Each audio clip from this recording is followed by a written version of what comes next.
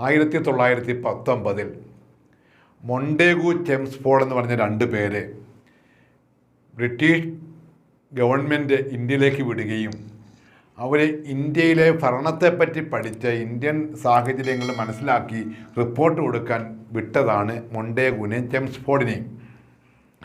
അവർ നമ്മുടെ രാജ്യത്ത് വന്ന് ഇന്ത്യയിൽ വന്നിട്ട് അന്ന് ബ്രിട്ടീഷുകാർ ഭരിക്കുകയായതുകൊണ്ടാണ് ഇവിടുത്തെ അവസ്ഥ എന്താണെന്നറിയാൻ വേണ്ടിയാണ് വിട്ടത്.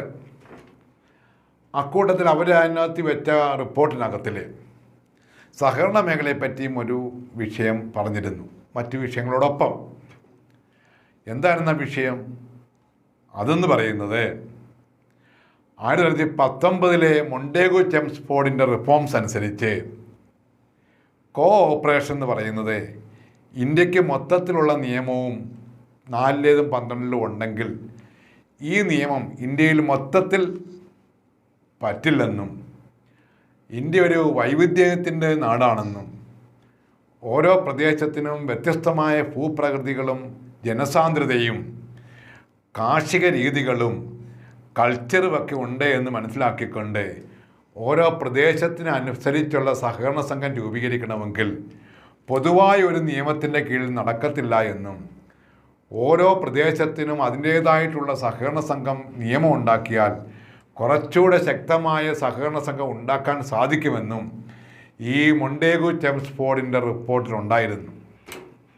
അങ്ങനെയാണ് 1919 മുതൽ cooperation become A state subject. Cooperation ഒരു സ്റ്റേറ്റ് സബ്ജക്റ്റ് ആക്കി. State subject or provincial subject.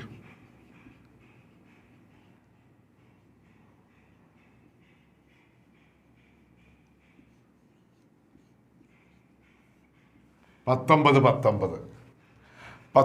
1919 Montagu ചെംസ്ഫോർഡിൻ്റെ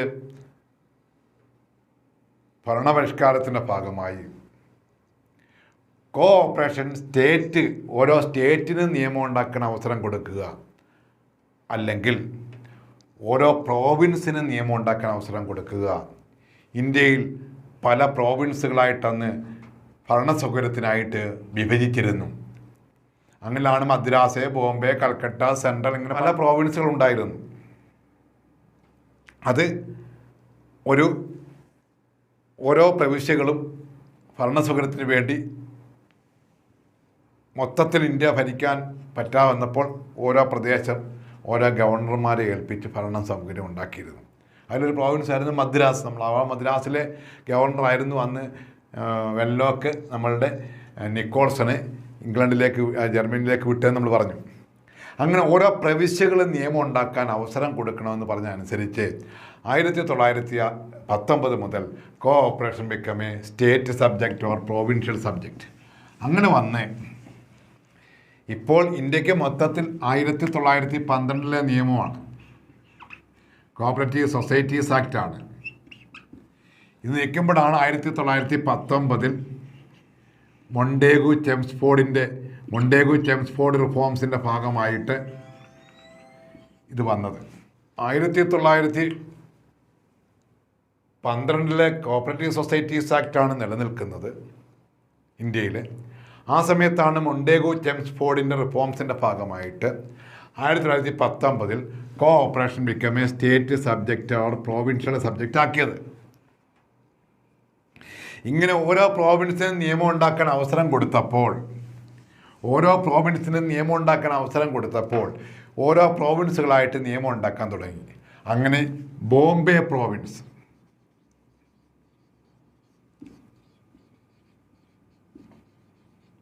ആയിരത്തി 1925 കോഓപ്പറേറ്റീവ് സൊസൈറ്റീസ് ആക്ട് പാസ്സാക്കി. It is the first provincial act in India. ഇന്ത്യയിലെ ആദ്യത്തെ പ്രൊവിൻഷ്യൽ ആക്റ്റാണ്, ആ പ്രോവിൻസിൻ്റെ ആക്റ്റാണ്.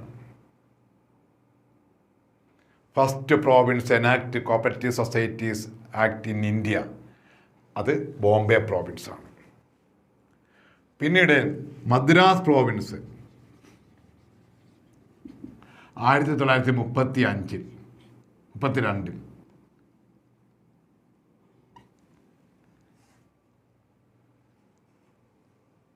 ആക്ട് പാസ്സാക്കി.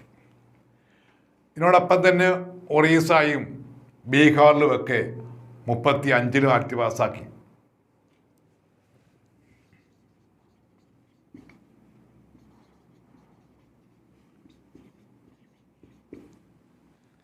കൽക്കട്ട 1940 പാസ്സാക്കി. പ്രധാനമായിട്ടും നമ്മൾ അറിയുന്നത് ഈ 3 പ്രോവിൻസിൻ്റെയാണ്. 1925 first provincial act was passed by Bombay provincial government. Madras provincial act was passed in 1932 and Kolkata provincial അല്ലെങ്കിൽ Bengal provincial act was passed in 1940. ഇങ്ങനെ പല പ്രവിശ്യകൾ ഇങ്ങനെ നിയമം ഉണ്ടാക്കാൻ തുടങ്ങിയപ്പോൾ എല്ലാ പ്രവിശ്യകൾക്കും അവരുടേതായിട്ടുള്ള നിയമം വന്നപ്പോൾ 1912 ആക്ട് കാലഹരണപ്പെട്ടു. പിന്നെ ഈ നിയമത്തിന് പ്രസക്തിയില്ല. കാരണം നമ്മുടെ മദ്രാസ് പ്രവിശ്യക്ക് ഒരു നിയമമുണ്ട്. ആ നിയമം ആയിക്കഴിഞ്ഞാൽ പിന്നെ 12 ആക്ടൂടെ അതിനകത്തിൽ രണ്ടുകൂടെ ചേർക്കാനൊക്കത്തില്ല.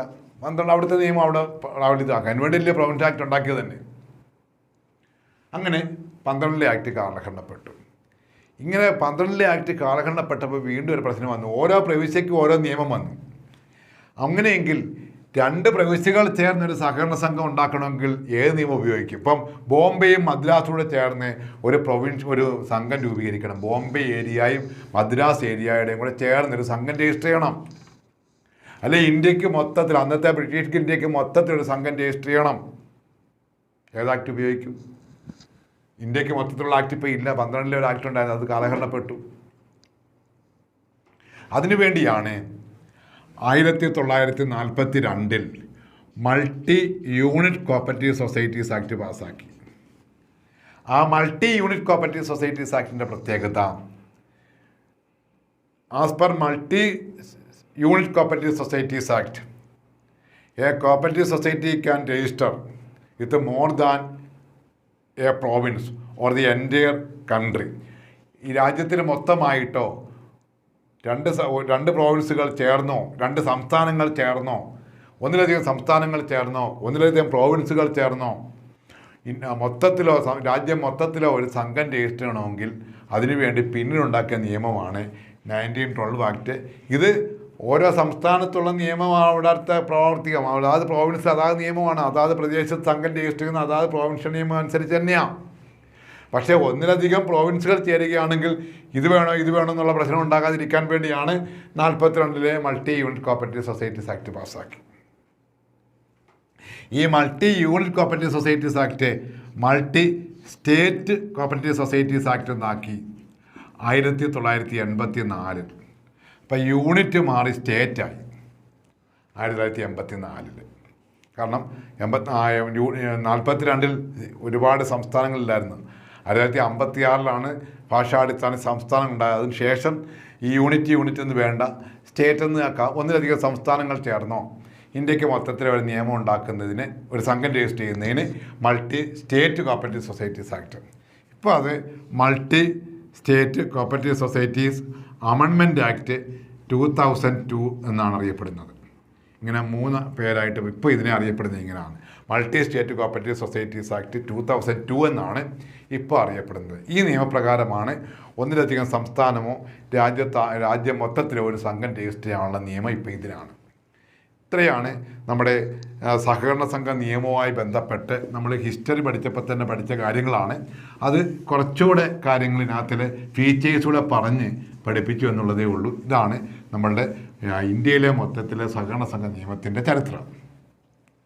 നമ്മൾ അതിനോടൊപ്പം തന്നെ കേരള കോപ്പറേറ്റീവ് സൊസൈറ്റീസ് ആക്ട് അല്ലെങ്കിൽ സഹകരണ സംഘ നിയമം നമുക്ക് പഠിക്കുമ്പോൾ അതിനകത്ത് കേരള കോപ്പറേറ്റീവ്സിൻ്റെ ചരിത്രം പഠിച്ചതും രണ്ടും ഒന്നായിട്ട് നമ്മൾ പഠിച്ചിട്ടുണ്ട്.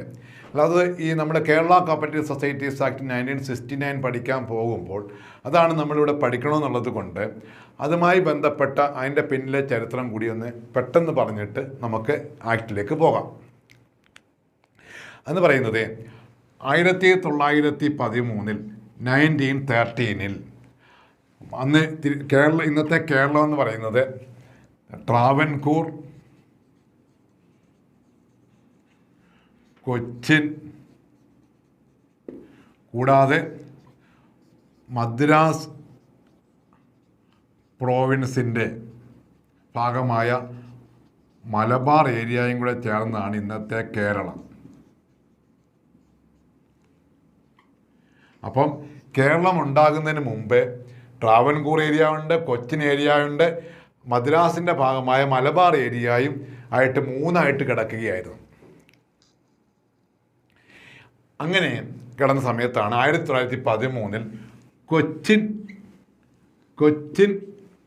എന്ന് പറയുന്ന പ്രത്യേക സ്ഥലത്തെ കൊച്ചി ഏരിയ, കൊച്ചിൻ അന്ന് സ്വതന്ത്ര ഭരണമുള്ള രാജ്യമാണ്, കൊച്ചിൻ കോപ്പറേറ്റീവ് സൊസൈറ്റീസ് ആക്ട് പാസ്സാക്കി.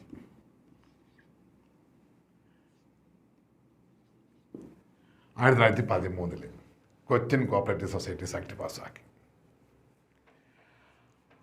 അന്ന് പി രാജഗോപാലാചാരിയാണ് ഇതിൻ്റെ കാര്യങ്ങൾ സഹായിച്ചത്. പി രാജഗോപാലാചാരി.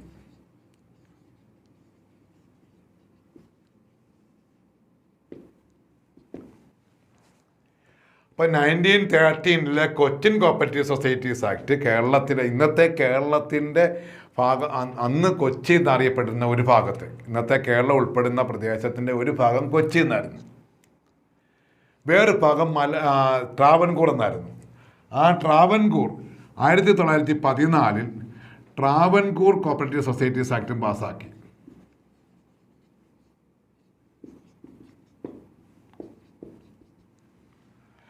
അത് ആദ്യ സമയത്ത് പി രാജഗോപാലാചാരിയാണ് സഹായിച്ചെങ്കിലും പിന്നീട് അതിൻ്റെ പൂർത്തീകരണത്തിന് സഹായിച്ചത് കൃഷ്ണൻ നായരാണ്, ദിവാൻ കൃഷ്ണൻ നായർ. ദിവാൻ,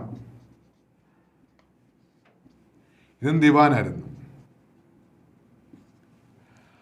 1913 Cochin cooperative societies act P രാജഗോപാലാചാര്യയുടെ ദിവാനായിരുന്നപ്പോൾ അദ്ദേഹത്തിൻ്റെ സഹായത്തോടു കൂടി 13 നിയമം പാസ്സാക്കിയപ്പോൾ അദ്ദേഹത്തിൻ്റെ സഹായം ചോദിച്ചുകൊണ്ട് ട്രാവൻകൂർ കോപ്പറേറ്റീവ് സൊസൈറ്റി ആക്ട് പാസ്സാക്കാൻ ശ്രമിച്ചെങ്കിലും പിന്നീട് ദിവാൻ കൃഷ്ണൻ നായരാണ് ഈ ട്രാവൻകൂർ കോപ്പറേറ്റീവ് സൊസൈറ്റീസ് ആക്ട് പാസ്സാക്കുന്നതിനുള്ള നടപടികളൊക്കെ ചെയ്തത്.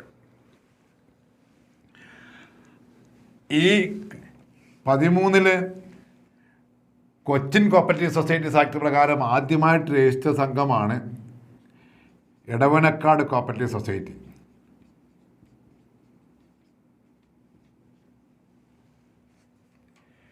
ട്രാവൻകൂർ കോപ്പറേറ്റീവ് സൊസൈറ്റീസ് ആക്ട് പ്രകാരം ആദ്യം രജിസ്റ്റർ സംഘമാണ് ട്രിവാൻഡ്രം സെൻട്രൽ കോപ്പറേറ്റീവ് ബാങ്ക്. ഇത് 1914 ഇത് 1915 അപ്പോൾ ട്രാവൻകൂർ, കൊച്ചിൻ, മദ്രാസിൻ്റെ ഭാഗമായ മലബാർ ഏരിയയും കൂടെ ചേർന്നാണ് കേരളം രൂപീകരിച്ചത്. അതുകൊണ്ട് തന്നെ കേരളം രൂപീകരണത്തിന് മുമ്പ് ഈ 3 ഭാഗം ഉണ്ടായിരുന്നു. അതിൽ കൊച്ചിൻ ഏരിയയിൽ 1913 ദിവാൻ പി രാജഗോപാലാചാര്യയുടെ സഹായത്തോടു കൂടി കൊച്ചിൻ കോപ്പറേറ്റീവ് സൊസൈറ്റീസ് ആക്ട് പാസ്സാക്കുകയും അതും പ്രകാരം 1914 ആദ്യത്തെ ആ നിയമപ്രകാരം എടവനക്കാട് കോപ്പറേറ്റീവ് സൊസൈറ്റി രജിസ്റ്റർ ചെയ്യുകയും ചെയ്തു. ഇതുപോലെ 1914 കൃഷ്ണൻ നായർ, ദിവാൻ കൃഷ്ണൻ നായരുടെ നേതൃത്വത്തിൽ ട്രാവൻകൂർ കോപ്പറേറ്റീവ് സൊസൈറ്റീസ് ആക്ട് പാസ്സാക്കുകയും 1914 അതും പ്രകാരം 15 Trivandrum central cooperative bank register ചെയ്യുകയും ചെയ്തു. ആ സംഘം രജിസ്റ്റർ ചെയ്യാൻ വേണ്ടിയുള്ള ട്രാവൻകൂർ കോപ്പറേറ്റീവ് സൊസൈറ്റീസ് ആക്ട് പ്രകാരം ഒരു രജിസ്ട്രാറെ അപ്പോയിൻ്റ് ചെയ്തിരുന്നു. അതാണ് ആദ്യത്തെ രജിസ്ട്രാർ, അതാണ് ഗോവിന്ദപിള്ള. ഇതാണ് ഫസ്റ്റ് രജിസ്ട്രാർ. അങ്ങനെ ട്രാവൻകൂർ ഏരിയയിലെ ട്രാവൻകൂർ കോപ്പറേറ്റീവ് സൊസൈറ്റീസ് ആക്ട് ദിവാൻ കൃഷ്ണൻ നായരുടെ സഹായത്തോടു കൂടി 1914 രജിസ്റ്റർ ചെയ്യുകയും അങ്ങനെ രജിസ്ട്രാറായിട്ട് ഗോവിന്ദപിള്ളയെ നിയമിക്കുകയും അദ്ദേഹം രജിസ്ട്രാറായതിൻ്റെ സാഹചര്യത്തിൽ അദ്ദേഹത്തിൻ്റെ നേതൃത്വത്തിൽ തന്നെ 1915 Trivandrum central cooperative bank register ചെയ്യുകയും ചെയ്തു. അങ്ങനെ ഇപ്പം നമ്മൾ പറഞ്ഞതെന്ന് പറയുന്നത് ട്രാവൻകൂർ ഏരിയയ്ക്കൊരു നിയമം, കൊച്ചിക്കൊരു നിയമം എന്നുള്ളതാണ് പ്രധാനമായിട്ട് ഓർക്കേണ്ടത്. മറ്റേതൊക്കെ പരീക്ഷയ്ക്ക് ചോദിക്കുന്ന ഓർത്ത് വെക്കണം. 1913 Cochin cooperative societies act, 1914 Travancore cooperative societies act, ഈ രണ്ടും ആണ് നമ്മളിപ്പോൾ പറഞ്ഞു നിർത്തിയത്. അതിനോടൊപ്പം കുറച്ചേറെ കാര്യങ്ങൾ പറഞ്ഞു, അതൊക്കെ പരീക്ഷയ്ക്ക് ചോദിക്കുന്നതാണ്. ആദ്യത്തെ രജിസ്ട്രാറും ചോദിക്കുകയാണെങ്കിൽ ഗോവിന്ദപിള്ള എന്ന് എഴുതണം. അതുപോലെ തന്നെ ട്രാവൻകൂർ കോപ്പറേറ്റീവ് സൊസൈറ്റീസ് ആക്ട് പാസ്സാക്കുന്നതിന് സഹായിച്ചാരാൻ ചോദിച്ചു കഴിഞ്ഞാൽ ദിവാൻ കൃഷ്ണൻ നായരാണ്. കൊച്ചിൻ കോപ്പറേറ്റീവ് സൊസൈറ്റീസ് ആക്ടിൻ്റെ സഹായിച്ചാരാൻ ചോദിച്ചു കഴിഞ്ഞാൽ അത് രാജഗോപാലാചാരിയാണ്, പി രാജഗോപാലാചാരിയാണ്. ട്രാവൻകൂർ കോപ്പറേറ്റീവ് സൊസൈറ്റി ആക്ട് പ്രകാരം ആദ്യം രജിസ്റ്റർ സംഘം ട്രിവാൻഡ്രം സെൻട്രൽ കോപ്പറേറ്റീവ് ബാങ്കാണ്. അത് 1915 അതാണ് ഇന്നത്തെ Kerala bank. 1913 Cochin cooperative societies act പ്രകാരം ആദ്യം രജിസ്റ്റർ ചെയ്ത സാധനം വെച്ചാൽ എടവനക്കാട് കോപ്പറേറ്റീവ് സൊസൈറ്റിയാണ്. 13 ആക്ട് എങ്കിൽ 14 അത് സംഘം രജിസ്റ്റർ ചെയ്തത്. മറ്റേ ട്രാവൻകൂർ ഏരിയയിലെ ആക്ട് 14 15 സംഘം രജിസ്റ്റർ ചെയ്തത്.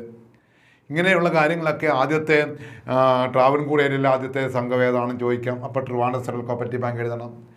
അതുപോലെ തന്നെ കൊച്ചിൻ ഏരിയയിലെ ആദ്യത്തെ കോപ്പറേറ്റീവ് സൊസൈറ്റി ആണെന്ന് ചോദിച്ചു കഴിഞ്ഞാൽ അത് എടവനക്കാടാണെന്ന് എഴുതണം. എടവനക്കാട് കോപ്പറേറ്റീവ് സൊസൈറ്റി എന്നാ രജിസ്റ്റർ എന്ന് ചോദിച്ചാൽ അത് എഴുതണം. അങ്ങനെയുള്ള കാര്യങ്ങളൊക്കെ ആ ക്വസ്റ്റിൻ്റെ ആ പഠിപ്പിച്ച ഭാഗത്തുണ്ട്. അതെല്ലാം നമ്മൾ ഓർത്ത് വെക്കേണ്ട കാര്യങ്ങളാണ്. പിന്നെ വീണ്ടും നമ്മൾ പറയുന്നത് 13 14 ഉണ്ടായി. പിന്നെ 1949 തിരുവിതാംകൂറും കൊച്ചിയും കൂടി യോജിപ്പിച്ചു.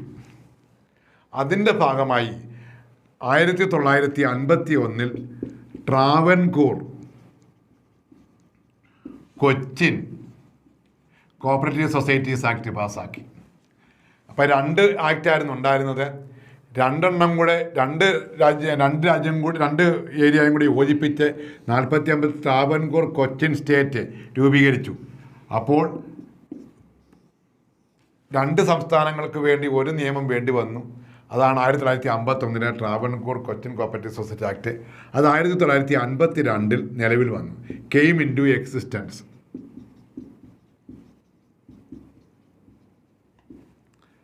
Travancore Cochin cooperative societies act came into existence 1952, act passed in 1951.